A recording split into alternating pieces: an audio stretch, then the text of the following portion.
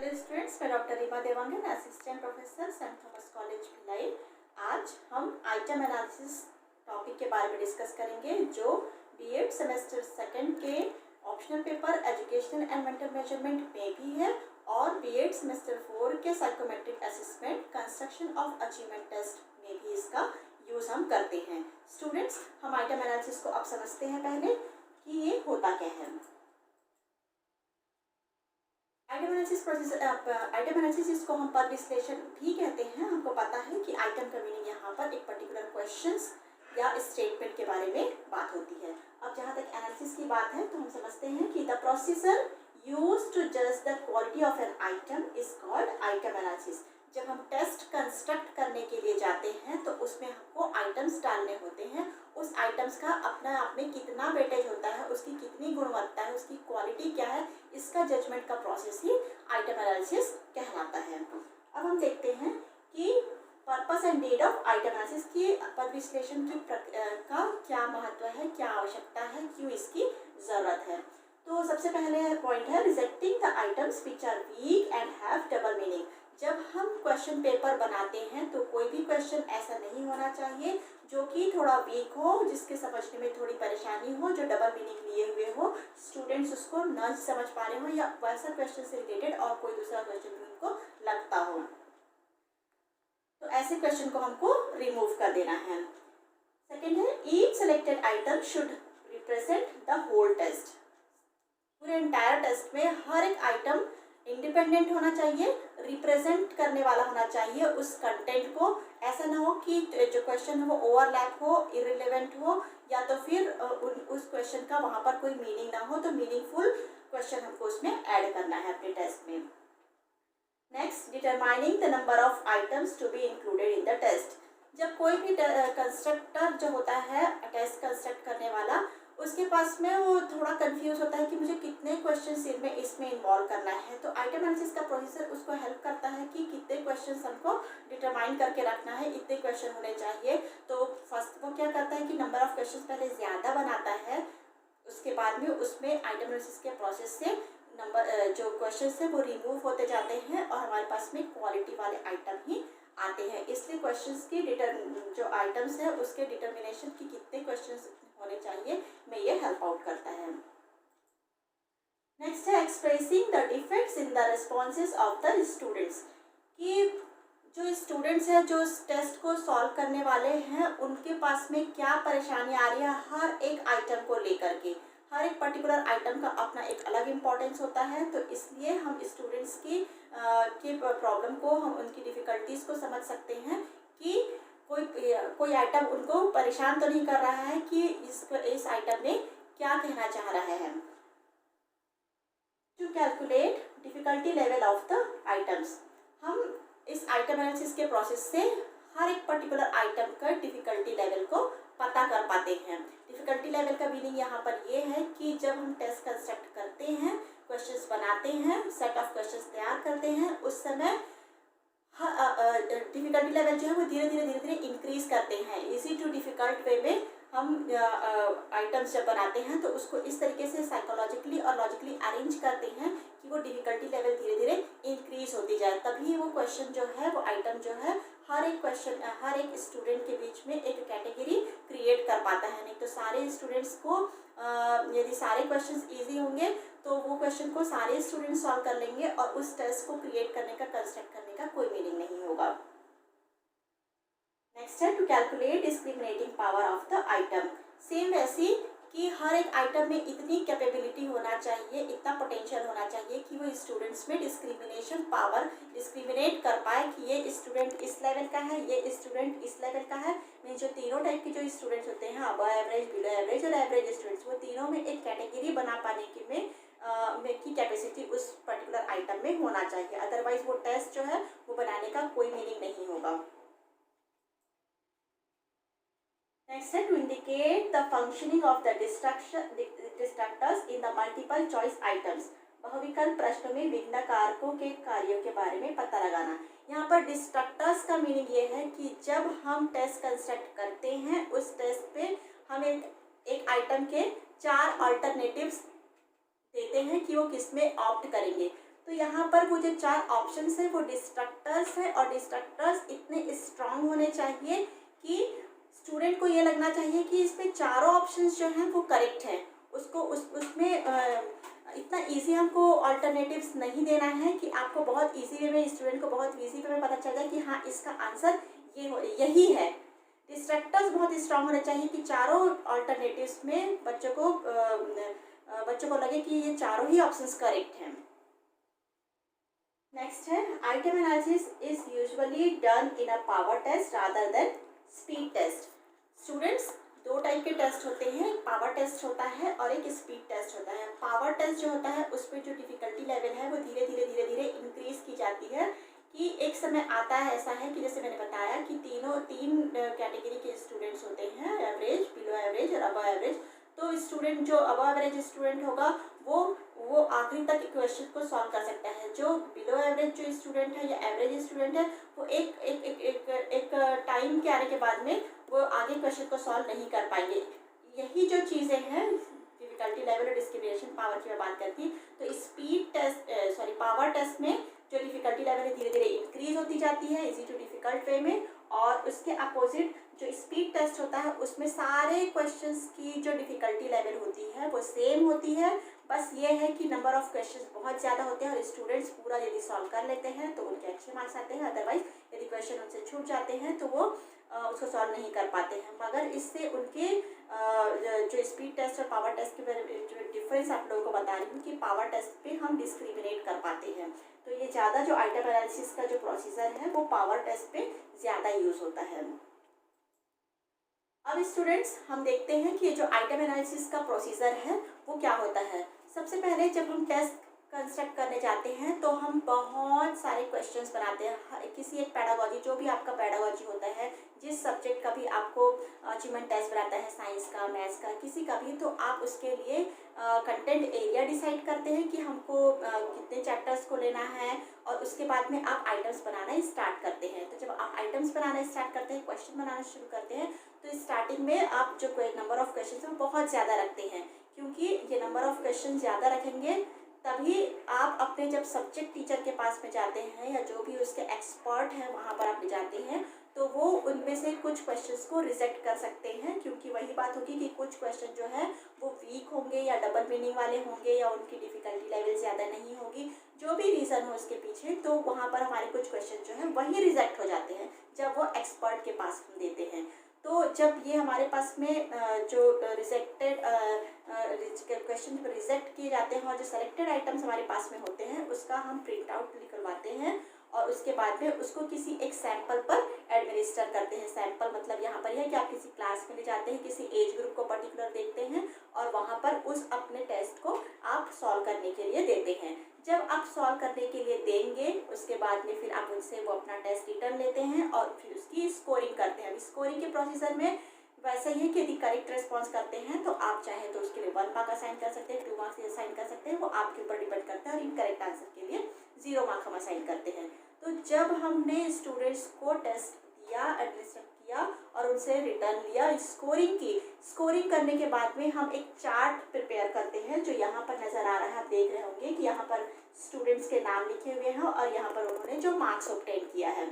तो हम उस टेस्ट को वो पूरे जो हमारे पास में टेस्ट जो रिटर्न टेस्ट आए हुए हैं उसको हम अरेंज कर लेते हैं किसी एक ऑर्डर में, या तो हम इंक्रीजिंग ऑर्डर में या तो हम डिक्रीजिंग ऑर्डर में, जो स्कोर्स लिए हुए स्टूडेंट्स ने। जैसे मैंने यहाँ पर डिक्रीजिंग ऑर्डर में इस अपने पूरे स्टूडेंट्स के जो स्कोर्स मिले थे उसको मैंने इस तरीके से अरेंज कर लिया है। तो आप यहाँ पर देख रहे होंगे कि ये जो 5 स्टूडेंट्स हैं उन लोगों ने हायर मार्क अचीव किया है। यदि हम मानते हैं कि ये जो टोटल टेस्ट है यदि ये 15 मार्क्स का है तो यहाँ पर आप देखेंगे कि ये जो स्टार्टिंग में जो 5 स्टूडेंट्स हैं इन्होंने हायर मार्क्स अचीव किया है और ये जो है नीचे वाले जो 5 स्टूडेंट्स हैं 5 to 10 इन लोगों ने लोअर मार्क्स किया है। तो हम ये भी कह सकते हैं कि ऊपर के जो 5 स्टूडेंट्स हैं वो सुपीरियर ग्रुप है हमारा और नीचे के जो 5 स्टूडेंट्स हैं वो इन्फीरियर ग्रुप है, निकृष्ट ग्रुप है, जिन्होंने जो कहना चाहिए तरीके से बिलो एवरेज स्टूडेंट्स हैं। स्टूडेंट्स जब हमने इसको ऐसे अरेंज कर लिया तो एक साइड पे है इधर स्टूडेंट्स जो हमने 10 स्टूडेंट्स किए थे और यहाँ पर है नंबर ऑफ आइटम्स जो है वो है 12 है। तो हमने यहाँ पर इस तरीके से चार्ट प्रिपेयर किया हुआ है कि जो सुपीरियर ग्रुप था, जो जो जो बिगनिंग वाले जो 5 स्टूडेंट्स थे, सारे स्टूडेंट्स की हमने यहाँ पर हर एक आइटम को लेकर के, ये फर्स्ट आइटम है, फर्स्ट आइटम को कितने लोगों ने करेक्ट किया है, कितने लोगों ने इनकरेक्ट किया है, ये हमने चार्ट पूरा तैयार कर लिया। इसको आप ध्यान से देखेंगे कि कैसे हमने पूरा चार्ट तैयार किया है, हर आइटम वाइज किसको किस स्टूडेंट ने किस तरीके से सॉल्व किया है, ये हमने यहाँ पर इसको कर लिया। तो देखते हैं कि इस तरीके से हमारे पास में जो पहला स्टूडेंट है जिन्होंने 12 आउट ऑफ 12 मार्क्स लिया है, और इस तरीके से सारा हमने यहाँ पर टोटल करके रखा हुआ है। तो आप देख सकते हैं कि नीचे वाले जो स्टूडेंट्स हैं जिनको हम इंफीरियर ग्रुप कह रहे हैं, मीन्स जो बिलो एवरेज स्टूडेंट है, तो उन लोगों ने जो रिस्पॉन्स जो है वो करेक्ट रिस्पॉन्स है वो कम किया है, और जो हायर ग्रुप है उन्होंने अच्छा रिस्पॉन्स किया हुआ है। इस तरीके से एक कैटेगरी हमने अपने आप में बना ली है। इस मेथड को हम 50% above and 50% below correct response method भी कहते हैं। अब जब हमने ये कर लिया, उसके बाद में जो नेक्स्ट प्रोसीजर है हमारा, ये चार्ट हमने जब तैयार कर लिया, आइटम की डिफ़िकल्टी लेवल जो है वो कैसे निकालते हैं। अब स्टूडेंट्स यहाँ पर ये जानना बहुत ज़रूरी है कि जो हमने आइटम वाइज डिफ़िकल्टी है कि हर एक आइटम का अपना एक इम्पॉर्टेंस है, मैंने कहा था, तो इसलिए हम आइटम वाइज, अब फर्स्ट पहला जो आइटम है वो कितना स्ट्रॉन्ग है, कितना वीक है, कितनी उसकी स्ट्रेंथ है, इस तरीके से हम ये फॉर्मूला यूज़ करते हैं डिफ़िकल्टी लेवल का, और इस फॉर्मूले में हर एक आइटम को हम देखते जाते हैं। तो यहाँ आर जो है total number of students got the item correct, कि कितने जो स्टूडेंट्स थे उन्होंने उस आइटम को करेक्ट किया, और टी जो है वो टोटल नंबर ऑफ स्टूडेंट्स है। अब ये जो फॉर्मूला है वो हमारी हेल्प करेगा कि हर एक आइटम की वो डिफ़िकल्टी लेवल हम बता पाएंगे। देखते हैं कि ये आइटम है, इस फर्स्ट आइटम को कितने स्टूडेंट्स ने करेक्ट किया, तो 1 2 3 4 5 6 7 8, फर्स्ट आइटम को 8 स्टूडेंट्स ने करेक्ट किया, और टोटल नंबर ऑफ स्टूडेंट्स हमारे पास यहाँ पर 10 है। तो 10 पे से 8 स्टूडेंट्स ने करेक्ट किया, और हमने ऐसे ही हर एक आइटम का, जैसे आप यहाँ देख रहे हैं, तो हर एक आइटम का हमने इस फॉर्मूले में वैल्यू रख करके इसका डिफ़िकल्टी लेवल निकाल लिया। तो देखेंगे आप यहाँ पर कि 66.66% फर्स्ट आइटम की मैं बात कर रही हूँ। ऐसे ही आपको हर एक आइटम का separately difficulty level find out करना है। जब ये हो जाएगा तो दूसरी बात है हमारे पास में, ये इस तरीके से हमारे पास में डिफ़िकल्टी लेवल जो है वो अपने 12 स्टूडेंट्स की 12 आइटम्स की जो डिफ़िकल्टी लेवल है 10 स्टूडेंट्स की, वो हमने यहाँ पर निकाल लिया है। अब इसके बाद में जो बात आएगी item wise discriminating power. Discriminating power विभेदकारिता क्षमता, जो स्टूडेंट्स में विभेद कर सके कि ये किस लेवल का है, ये हमारा क्रीम स्टूडेंट है, ये हमारा डल स्टूडेंट है, ये एवरेज स्टूडेंट है, ये सारे चीज़ें आइटम्स से डिसाइड होती हैं। तो हमारे पास में किसी पद की विभेदकारिता क्षमता डिस्क्रिमिनेशन पावर के लिए फॉर्मूला ये है, जहाँ पर आप देख सकते हैं कि जो P1 and P2 are the number of students who got item correct in the highest and lowest group. Students, मैंने कहा था आपको शुरुआत में जब हम चार्ट प्रिपेयर करते हैं, वहाँ पर जो 5 स्टूडेंट्स थे ऊपर के, उन लोग हमारे सुपीरियर ग्रुप थे जिन्होंने इस टेस्ट को अच्छे से रिस्पॉन्ड किया था, करेक्ट रिस्पॉन्स ज़्यादा किए थे, और जो नीचे के ग्रुप थे जिनको हम इंफीरियर ग्रुप कह रहे हैं, तो वही यहाँ पर हाईएस्ट एंड लोएस्ट ग्रुप कहला रहे हैं। तो P1 जो है हाईएस्ट ग्रुप पे किसी एक आइटम, जैसे फर्स्ट आइटम को यदि मैं लेकर के चल रही हूँ, तो फर्स्ट आइटम को P1 मतलब जो हमारा हाईएस्ट ग्रुप था, सुपीरियर ग्रुप था, उसको कितने लोगों ने सॉल्व किया, और P2 जो नीचे वाले ग्रुप है, लोअर ग्रुप है, जो लोएस्ट ग्रुप है, जो इंफीरियर ग्रुप है, उसमें से क्या कितने लोगों ने सॉल्व किया है, ये उसको रिप्रेजेंट करने वाले हैं।